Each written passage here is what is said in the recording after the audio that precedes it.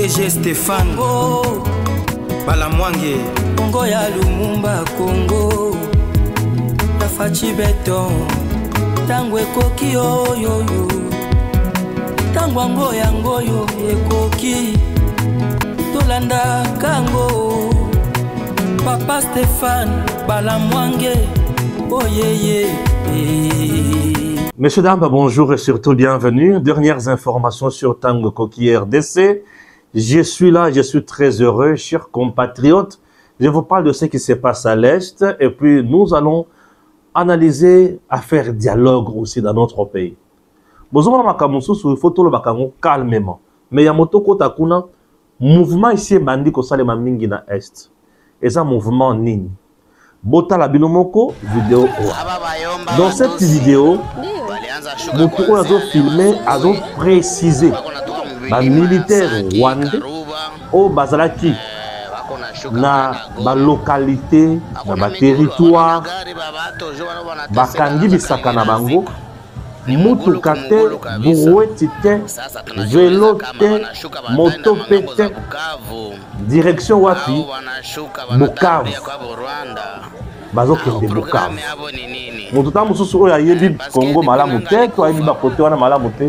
Akolobaka ke bango balungu ezana bazo kende Bukavu. Est-ce que bazo lunga Congo? Oui, je te comprends. Balamwange pour avoir eu la chance ya kokende tina Goma, kokota na Masuwa, komata likolo ya lac Kivu, kokende ti na Bukavu. Après Bukavu, kozwa mutuka kokota ngomu koleka na epai tolbengi nini Kamanyola, koleki Kamanyola okoti plein de la Rosiezi, okomiti Uvira na katisi pembeni ya lac Tanganyika, na keti na Fizi, na komiti na Makobola, na yebi makambo na oloba. Bisika bango bazali na zamba. Lokola ultimatum est foutu. Moyen Kagama sala autrement exact.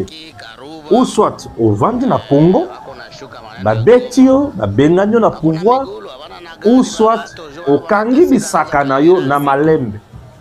Ce qui vous préférez boza la bomoi. Bokanga bisaka na bino na malembe. Bokenda. Je suis très heureux d'abord de réaliser cette émission à la maison chez moi. Je suis vraiment à la maison chez moi. Alors, dans la Kisabino Makambo, bande konanga balance. Awa bazo kende makolo. Po mutuka ya kokanga ya izate, eloko ya kosimba lisusu ezate. Mais muto azana kata ko sala biso moi reportage ya circonstance oyo. Azolo bake nanga kufi. Ah, nanga kufi Bandeko, bino baye boali kolanda à gauche à droite. Est-ce que nanga kufi to nanga zana bomo? Azo confirmer que nanga kufi lokola nanga kufi bango bazali susu nesika ko kendete. Bamoni malamu bakanga bisaka na bango ultimatum monsieur pesami bakende kaka makolo bakati sala kende Rwanda. Soki ozana Bukavu yokanga siko okoleka na frontière ba bengi ya Rosiezi. Rosiezi eza musika te. Eza lokola olungwe okomi na Bukavu eza lokola Matonge. Oza na Kalamu. Oza pe na Limete. Maintenant Rosiezi eza Mayanjili. Rwanda eza Chango. Eza ndenge wana. Zamba pete nini te. Bato batongi ti pembeni ya mai ya Rosiezi. Vous comprenez? Donc Bukavu est limité. Maintenant, ça dit que vous avez la première rue, vous avez limité. Mais pour comme on a Mayanjili, au tamboula moins de trajet moulay. Au tambouli, tu as comme na Mayanjili, au katisi malamu ko na Rwanda. Donc RDC Bukavu est limité. Rwanda est quartier 1 Tomasina. Alors Masina na limité bakabwani na mai ya Njili. Bukavu na Rwanda bakabwani na mai ya Rosiezi. Et la frontière est là, eza ya kofungwa manango.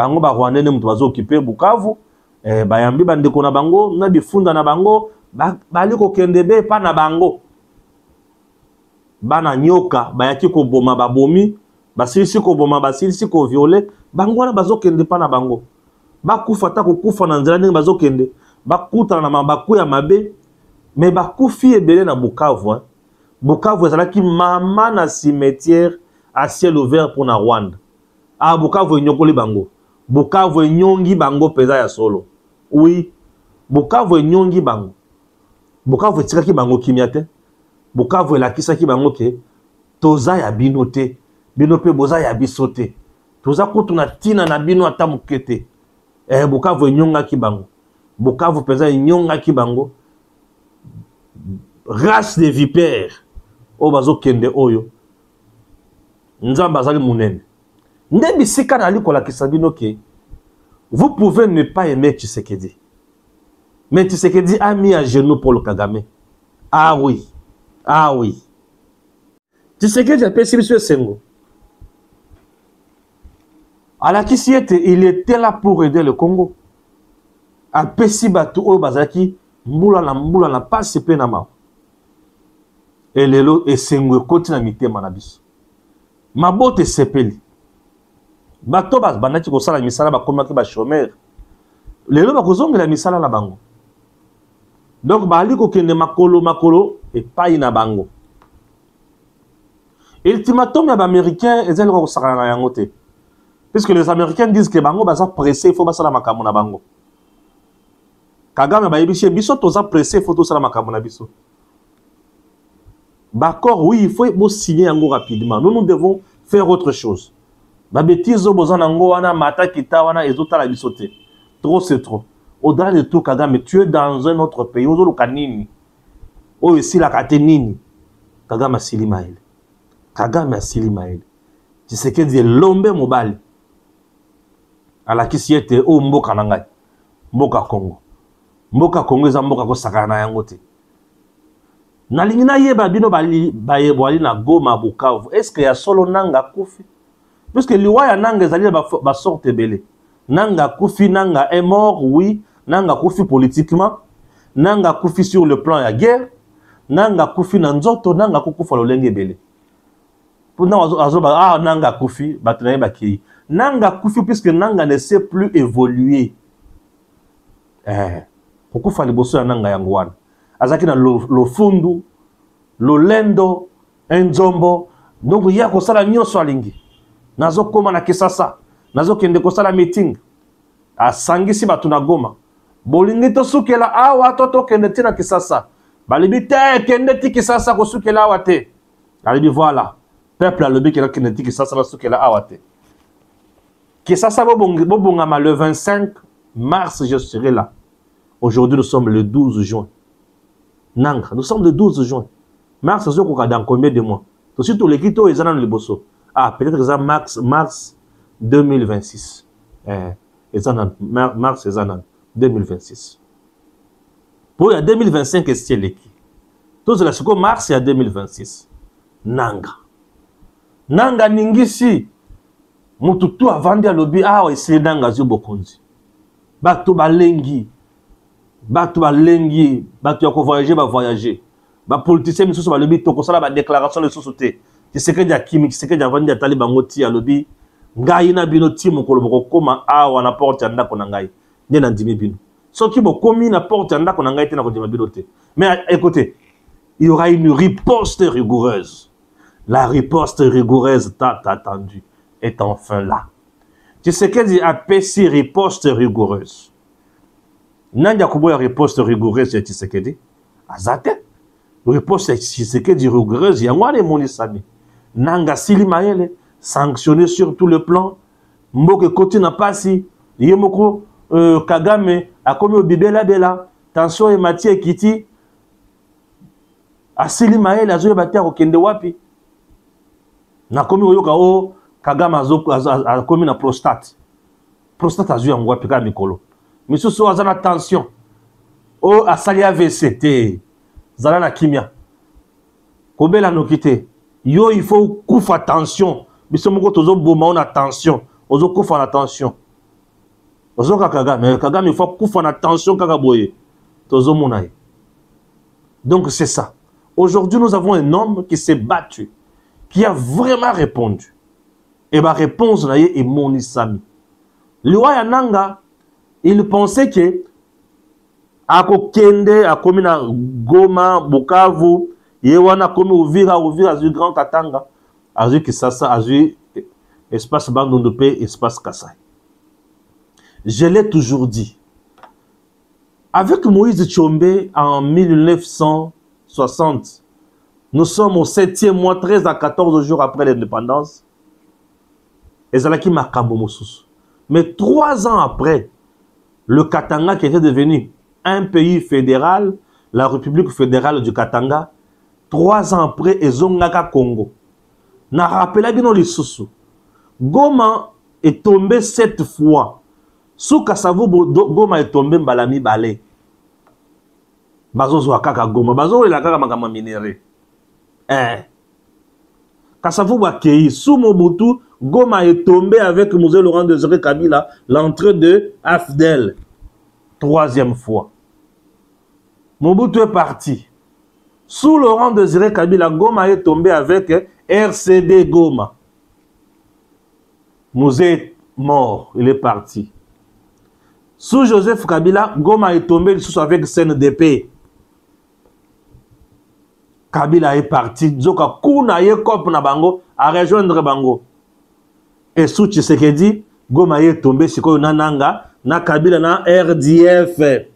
AFC M23 RDF et politique anambe nananga. Pourquoi est-ce que baye à la différence Natang tomba sous Joseph Kabila. Moussa signé na bango accord te babomaye.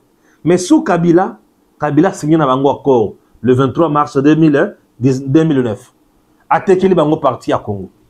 Baboula ki ke Tshisekedi ako ndima accord wana. Tshisekedi atala le bitala. Tsamba chanyoka. Ngai na konima accord wana pona kenya na bango wapi. Tshisekedi asilisi bango maele.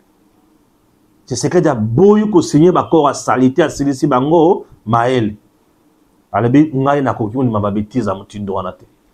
Et tu sais que tu boy dai. Babandi bitumba. Tu sais que tu tali bango na misu. Guerre yo kosila ndenge sila kate. Et lelo bango na bakomi ko zonga. Guerre sili ndenge sila kate. C'est-à-dire na kopesa bino mabele ya Congo te. Oh batusi bakobanda ko konza bokonzi na ngai jamais. Pouvoir eza ya ba Congolais kotika na ba Congolais maboko ba Congolais. Bozonga pa na bino bozonga.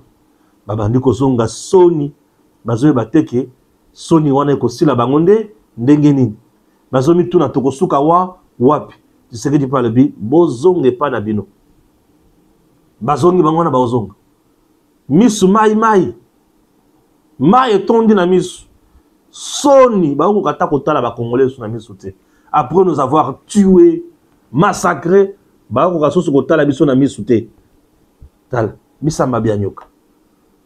Et Kanambe Kaboso ne sait même pas comment il va s'en sortir. Kanambe on va le pendre. Nanga Koufi. Non seulement comment qui n'a AVC, mais à Koufi. Arrogance sili. Ba yibi batumbongo na kadeko. Ba escroquer batu. Ba piller minéré. Mokolo Congo a botoli Congo na ye. Fachibeto. Pour signer des accords avec des gens comme les Américains et les autres, ça demande aux la légitimité Mokoboy. Et légitimité on a tu sais que Diana. Bango basili mael. Bako suka wapi. Bako zo légitimité wana wapi. Tu sais que dia tali bango boy. Ale bi bomoni bisika bosuki. Basuki lokola bambwa. Mikuwa nyonso abu pia esili. Kolo zamba atumbi zamba na ye. Totala bisika boko kende sikoy. Bisika ya kokende esili bango. Maintenant nanga va aller au Rwanda, en Ouganda. Wapi. Bonjour, c'est hier qu'on a vu des camions en train de transporter à Goma des soi-disant réfugiés rwandais qui rentrent chez eux.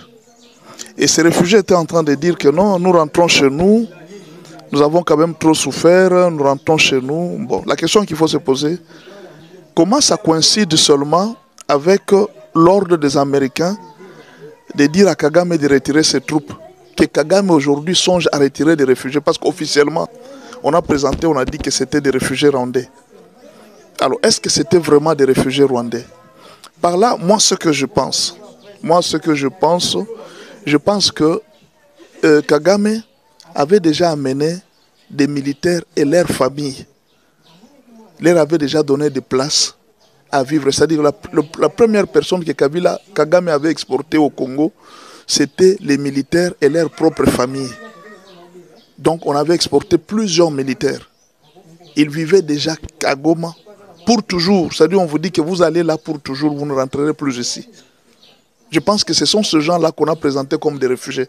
C'était des militaires et leurs familles. Parce qu'on a vu des mamans, tout ça, nous rentrons chez nous, nous avons ici souffert. Donc, on a commencé déjà à exporter des gens, mais la première catégorie de personnes qu'on a exportées, c'était les militaires et leurs familles.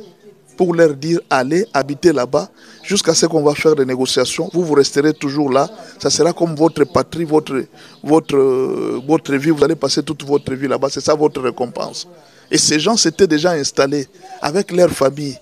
Puis, voyant les dangers, les Américains ont dit que non, voilà, tu dois retirer tous tes soldats de la RDC. Et qu'est-ce qu'il fait? Il envoie d'abord de très beaux bus.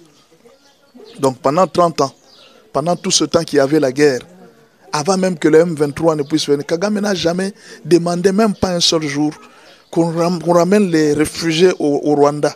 Même pas un seul jour. Mais comment seulement ce sera aujourd'hui que Kagame amène de très beaux bus pour transporter des soi-disant réfugiés? Non. Je pense que c'était des militaires RDF avec leurs familles qu'il avait déjà exportés pour vivre. Après les militaires, il devrait déjà exporter une autre petite partie de Rwandais qui devrait les suivre.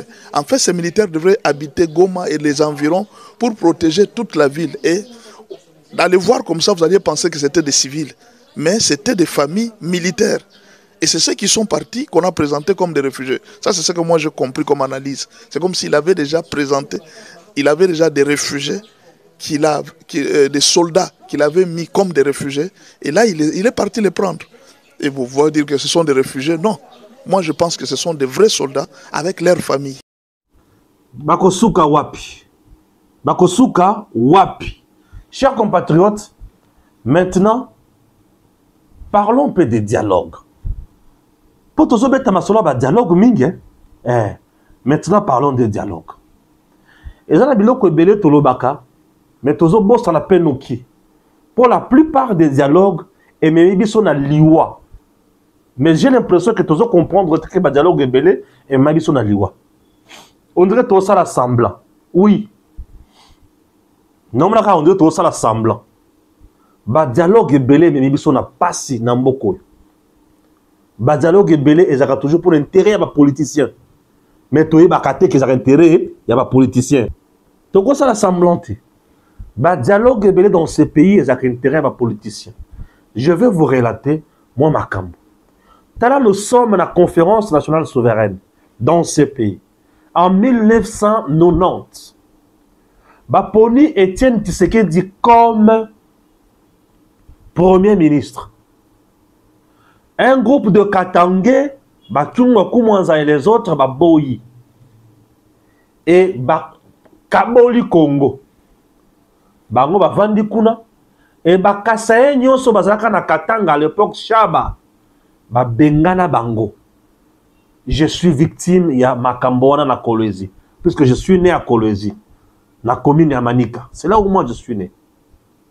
Beya Biso, Bengana Biso Nyoso Bakasaye. Ah oui, hein? Beta Biso, à l'époque, on nous appelait des Biloulou. Biloulou bien de quoi beau. Hein? Ceux qui ont sacanité au bokeh. Bozo kende, bozo na batrin. Et bovandi na zamba train wana bozo zelango pouya. Tout un problème. Bozo la landako, il y a 2 mètres. Boche tente. Il y a ba ONG, ba pesibino ba tente. Papa, maman, bana nyoso kuna. na mwana wa mesana koleka libumu wana azaka na kati wana yoka solo la kati yoka makambo na kati yebisanga ba condition ya mutindo wana. Tout ça c'est puisque les politiciens ba tombo kaka et ba pesa ba tebele passi. OK, voilà. Tolumbo na 1990 toye na tiki makambo nyonso na na dialogue to kusala récemment ya Sun City. Dialogue ya Sun City et sangisi ba groupe rebelle, ba belligérant, ba seigneur de guerre, ba bomi, ba vandi, ba kaboli Congo. Rwanda bandi ko diriger sécurité ya mboko. Dialogue. Uganda bandi ko diriger économie ya mboko. Dialogue. Mindele ba placer pe batuna bango ba faire étranger les consorts. Ba congolais tozwa kinini. Pour kanambete moto ya Rwanda lisusu. Na 2006. Dialogue est mis sur le côté. Pendant cette période de dialogue, le Congo a été pillé dans le ligne de Sakanati. Qui pouvait diriger l'autre? Nanya kopesa muninga mususu ditindo. Biso nyo sonenge moko siko nini. To sangana to kabola to lia biloko Congo. Ba sangani ba kaboli biloko Congo, ba lia biloko Congo. Wala biso ba congolais total la bango boy. Bambwa. To comprendre de l'autre côté. To vandir kidiba. Ba yangwe. Hein? Ba vraiment kasamoko boy to timbite total la bango ka boy. Bakenda plus loin, va changer la constitution. Natango Mobutu, pour devenir président de la République, il faut à la Zaïroato congolais des pères et des mères. Bango le bité. Pose à la vraie Zaïroa, nationalité Zaïroise, à la congolais d'origine, il faut à la de père ou de mère. Va changer. Va changer. Pour baïba qui est bazaki, j'en a battu, na bango est belé. Oh ba botama déjà na Congo. Ne kanambe wana mutuli koshi zoto solo mapeka ye wana zoya azo sala makambo ya tina te na Congo. Ne to vandi wana to vandi tota la makambo ndenge zokende. Chers compatriotes, to vandi tozo yeba te to kosuka na makambo yo wapi? Ba dialogue yo ka dialogue wana. Ba sud-africain ba liebiso, tout le monde nous a bouffé. Ah, kanamba vandia. Le colon a dialogue a 2 ans. Le pouvoir. La concertation à gauche à droite. Tout ça, ce sont des choses qui ne nous ont pas aidés à avancer. Le dialogue a été toujours quelque chose pour les politiciens. Et il y a même certains politiciens où ils sont là bango kokendeka kana zamba kozwa mandoki baya ba créer dialogue et puis ba to côté dialogue et c'est fini. Sauf que mon eloko ba politicien ba lingango mingi. Ils ont intérêt na bango. Le politicien ne se battent jamais pour la conscience nzala ba congolais. Les politiciens ne se battent jamais pour la kobongisa armée. Mais c'est toujours des dialogues. Oye pesa brassage mixage nyonso ya armée na biso. Oye baby sa armée c'est le dialogue. Ba free ya dialogue. Mutuna mutu azana groupe na armée oya bazamba boye oya koto ale bokota ba koti.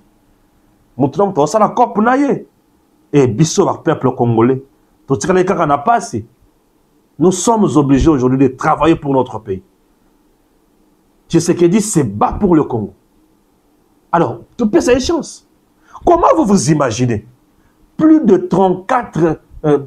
74%, il y a des Congolais. Na âge à voter, ba voter moutou, ba lobi, biso tolingiye. Kabila ye mokwaye. Katumbi ye mokwaye. Senko ba ye.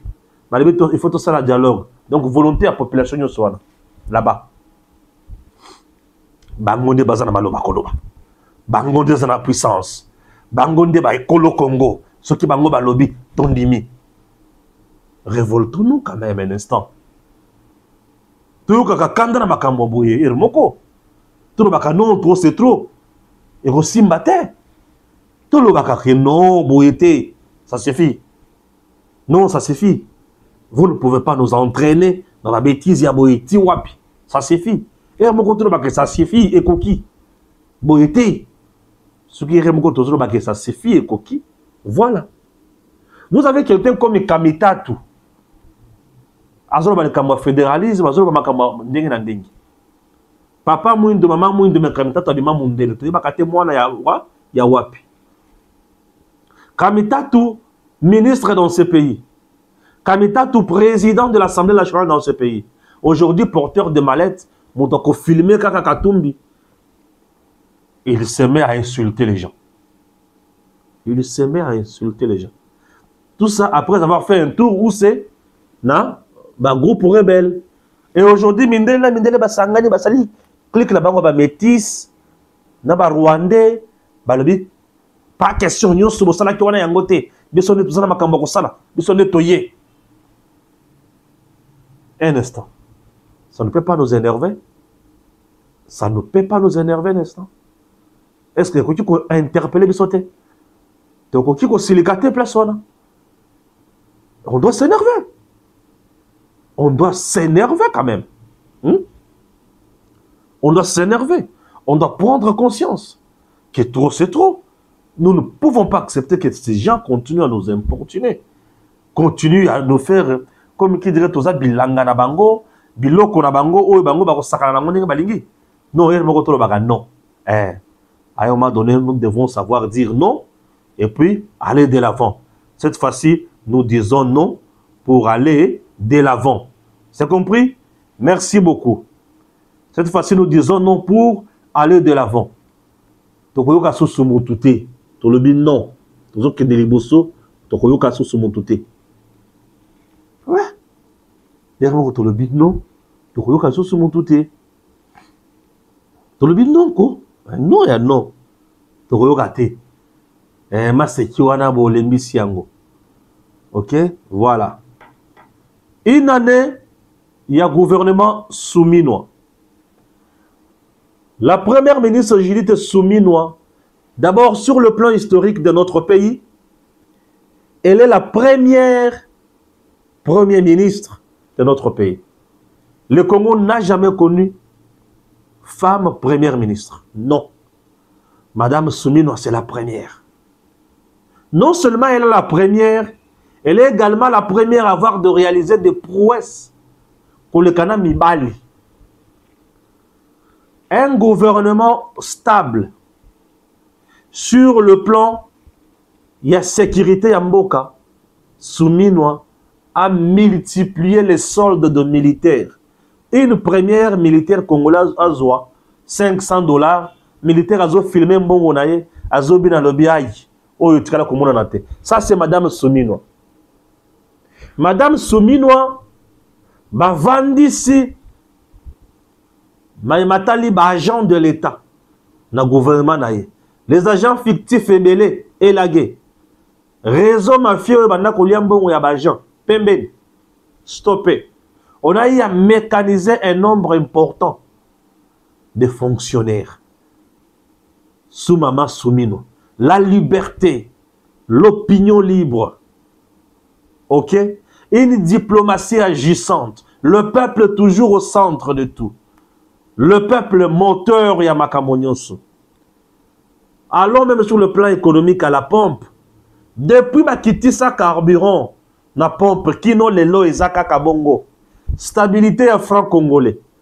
Dollar réseau matamatakite, normal. Souminois Toulouka. Maman. Elle a été vraiment à la hauteur. Diplomatie, oh, épaissi ma fruit à Kosakanate. À gauche, à droite. Et dans la diaspora. Elle a plaidé pour la cause juste. Et le Congo aujourd'hui a retrouvé sa fierté. Je dis te soumis dans Toulouka. Elle a été à la hauteur, il y a Tachinaye, proche toujours de la population congolaise. Elle a fait de merveilles et de miracles. Bravo, Maman Soumino. Oui, Soumino a fait 2 miracles. Et nous disons, courage, c'est le Congo qui gagne. Et ça nous a fait énormément du bien. Merci, Maman. Et que Dieu vous bénisse. Chers compatriotes, à très bientôt. Compatriotes, maintenant, je vous amène, et c'est Kamoussous. Je vous amène à la prouesse au service national à l'Écosala. Na Memibino, na Kanyamaka CC. Kanyamaka CC, ezalaka na kati ya territoire ya Kanyama. Ezali centre moko munene epai wapi service national asalaka musala. Kanyama Kasese eza na province ya Olomami, espace Katanga. Chers Congolais, le service national, sous l'impulsion du chef de l'État, Félix Antoine Tshisekedi Tshilombo, fait de merveilles. Ce service national, na niveau ya Kanyama Kasese, eza na bilenge oto banda kobenga lobi bakuluna, bali kosala musala kuna. Formés, récupérés par le service national, ces services de l'État ou de la présidence, dirigés par un vrai patriote, un soldat de son pays, le lieutenant général Jean-Pierre Kassongo Kabouik, ce service fait de merveilles. En dehors, il y a Bilanga. En dehors, il y a Bangombe. Service national à Koti Seko Nanzela. Cette route que vous voyez, c'est la route nationale numéro 1. Tronçon Olomami, Lomami. Dans l'ancienne province, il y a Kasaï oriental avant démembrement territorial. J'ai pratiqué cette route. Nayebi eta ya nzela oyo. Nzela moko ezaka na eta ya mabe mabe. Service national avec ses bâtisseurs. Bakoti na nzela. Lui-même, le lieutenant général Jean-Pierre Kassongo Kabouik, au volant. Avant na birote, lui-même au volant. Babandi ko tambola. A inspecter nzela moni que oui, c'est ezana eta oyo. Maintenant, il faut na côté la yango bozindo. Ba service national, ba engin ekiti, ba bâtisseur ba kiti, ba tout ya service ba bandi musala. Ils ont aplani cette route en terre battue. Il faut mon nzela ndenge combien lengi. Nzela efungwami et faciliter tâche na ba commerçant au bazana espace oyo. Puisque Olomami, cette route, ezobe mayoti, au komina mai, mai yangoza mai rivière Loubilangi, au katisi rivière Loubilangi, au côté na province ya Lomami. Chef-lieu nangoza la Kabinda. Alors, service national a bandi Moussal. Service national a agrandi d'abord la route. Ba fungoli yango komi monen.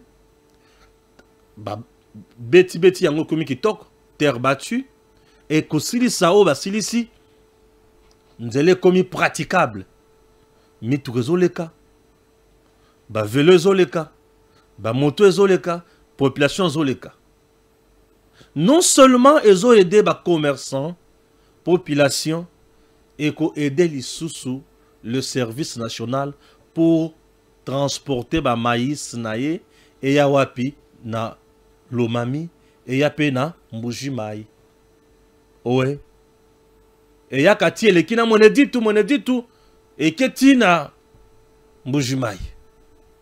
Cette route là et kole ya ti eleki na Kananga ekei chikapa grand bando Kisasa nzelo bomoni wana. C'est une route nationale numéro 1. À partir de là, aux anangokamo tout droit, au leki Mbujimai, au leki Kananga, au leki Chikapa, au leki Grand Bandundu, au komina Kisasa, nzela bomoni wana. Nzela bomoni wana, nzela masekité. Et le service national fait du bon travail là-bas. Le lieutenant général Jean-Pierre Kassongo Kabouik, un serviteur de la patrie. Nous sommes sous l'impulsion de Félix Antoine Tshisekedi Tshilombo. Chers compatriotes, chers gouvernements, naïf sakabino lokomoko. Inutile ya kozambongo ya l'État ko pesa kamiyi bibayi baka. Donnez ça na service national. Mama Judith Souminwa.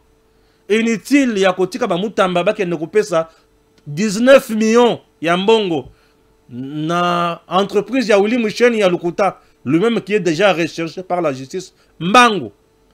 Zimbongo pona ko sakana na yango pamba et qui na mai pour pesa yango service national. Tala musala ba osala. Tala musala ba osala.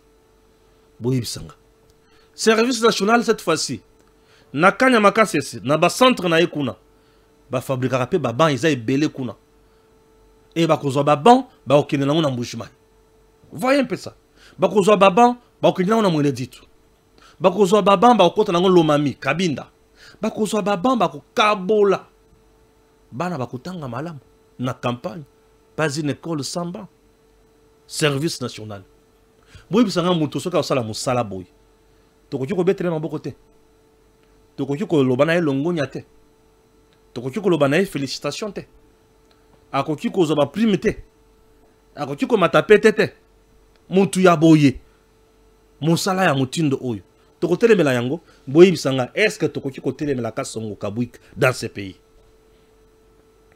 Vous avez compris? Lorsqu'on est vrai, on est vrai. On fait du bon travail, c'est du bon travail et ça fait du bien. Bravo à mon lieutenant général Jean-Pierre Kasongo Kabwik dans mon sala kitoko oyo ozo sala ensemble avec le bâtisseur sous l'impulsion du chef de l'État Félix Antoine Tshisekedi Tshilombo. Merci.